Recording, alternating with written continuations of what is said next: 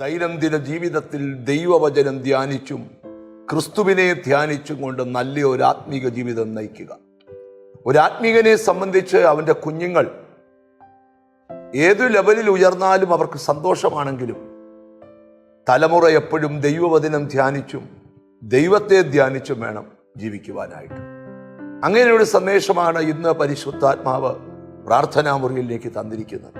119 സങ്കീർത്തനത്തിന്റെ 99 വാക്യം, നിന്റെ സാക്ഷ്യങ്ങൾ എൻ്റെ ധ്യാനമായിരിക്കൊണ്ട് എൻ്റെ സകല ഗുരുക്കന്മാരിലും ഞാൻ ബുദ്ധിമാനാകും.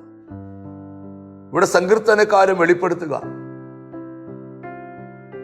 എൻ്റെ ധ്യാനം ദൈവത്തിൻ്റെ പ്രവൃത്തിയെക്കുറിച്ചാണ്, ദൈവത്തിൻ്റെ സാക്ഷ്യത്തെക്കുറിച്ചാണ്, ദൈവവചനത്തിൻ്റെ വെളിപ്പാടുകളെ കുറിച്ചാണ്. എബ്രായ ലേഖന കർത്താവ് 12 അധ്യായത്തില് നിങ്ങളുടെ ഉള്ളിൽ ക്ഷീണിച്ചു മടുക്കാതിരിക്കുവാൻ യേശുക്രിസ്തുവിനെ ധ്യാനിച്ചു കൊള്ളുവാൻ വചനം വെളിപ്പെടുത്തുക. വേറൊരു ഭാഗത്ത് എഴുതിയിരിക്കുന്നു, ധ്യാനത്തിങ്കൽ തീ കത്തും.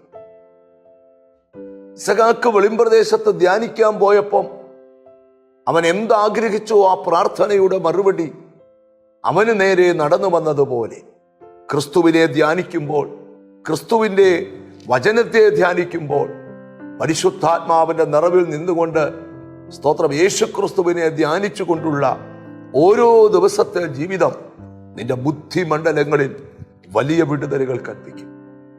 ആരെയൊക്കെയോ ദൈവത്തിന് ശ്രേഷ്ഠമേറിയ ചില പദവിയിലേക്ക് കൊണ്ടുപോകാനുണ്ട്, അത്ഭുതകരമായ ചില അനുഭവത്തിലേക്ക് കൊണ്ടുപോകാനുണ്ട്. നിങ്ങളുടെ ജീവിതത്തെ നോക്കി ദൈവം ഇന്ന് ഈ വചനത്തിലൂടെ സംസാരിക്കുകയാണ്. നിങ്ങളുടെ ബുദ്ധിമണ്ഡലത്തിൽ വലിയ വിടുതലുകൾ നടക്കാൻ പോവുക. എങ്ങനെയാണ് ബുദ്ധിമണ്ഡലത്തിൽ വലിയ വിടുതലുകളും അനുഗ്രഹങ്ങളും വെളിപ്പെടുന്നത്? ഒറ്റ കാര്യം ചെയ്താൽ മതി, ക്രിസ്തുവിനെ ധ്യാനിക്കണം. 2, അവന്റെ വചനം ധ്യാനിക്കണം. നിന്റെ തലമുറ നിനക്ക് ചിന്തിക്കാൻ പറ്റാത്ത ഒരു അവസ്ഥയിലേക്ക് ദൈവം ഉയർത്തിക്കൊണ്ടുവരുന്ന കാഴ്ച കണ്ടുകൊണ്ടാണ് ഈ വചനം നിങ്ങളോട് സംസാരിക്കുന്നത്. നമുക്കൊന്നിച്ച് പ്രാർത്ഥിക്കാം. ദൈവത്തെ ധ്യാനിക്കുന്ന, ദൈവവചനത്തെ ധ്യാനിക്കുന്ന ഒരു ജനറേഷൻ എഴുന്നേൽക്കട്ടെ. ആ തലമുറയെ ദൈവത്തിനായി വാർത്തെടുക്കാം. കണ്ണുകളെ അടയ്ക്കാം. ഞങ്ങളുടെ കർത്താവേ, സ്വർഗസ്ഥ പിതാവേ, പാപം പച്ചവെള്ളം പോലെ വലിച്ചു കുടിക്കുവാൻ ഈ കാലങ്ങളിലെ തലമുറകളെ ശത്രു കരങ്ങളിലെടുക്കുമ്പോൾ ദൈവവചനം ധ്യാനിച്ചുകൊണ്ടും ദൈവത്തെ ധ്യാനിച്ചുകൊണ്ടും ഓരോ ദിവസവും ജീവിപ്പാൻ നിന്റെ മക്കൾക്ക് കൃപ കൊടുക്കണമെന്ന് പ്രാർത്ഥിക്കുന്നു. എന്നോട് ചേർന്ന് പ്രാർത്ഥിക്കുന്ന മക്കൾക്ക് വേണ്ടി പ്രാർത്ഥിക്കുന്നു. അവരെ തൃക്കരത്തിൽ ഏൽപ്പിക്കുന്നു. നിന്റെ നാമം ചൊല്ലി പിതാവിൻ്റെയും പുത്രന്റെയും പരിശുദ്ധാത്മാവിന്റെ നാമത്തിൽ അവരെ അനുഗ്രഹിച്ച് പ്രാർത്ഥിക്കുന്നു. ക്രിസ്തുവിനെ ധ്യാനിച്ച് വചനത്തെ ധ്യാനിച്ച് മുന്നോട്ട് പോകാൻ കൃപ കൊടുക്കണം. യേശു ക്രിസ്തുവിൻ നാമത്തിൽ തന്നെ ആമേൻ. നിശ്ചയമായും ദൈവം നിങ്ങളുടെ കൂടെ ഇരിക്കും. വചനം ധ്യാനിക്കാം, ക്രിസ്തുവിനെ ധ്യാനിക്കാം, ക്രിസ്തുവിന്റെ സാക്ഷ്യങ്ങളെ ധ്യാനിക്കാം. കർത്താവ് വലിയവ ചെയ്യും. God bless you.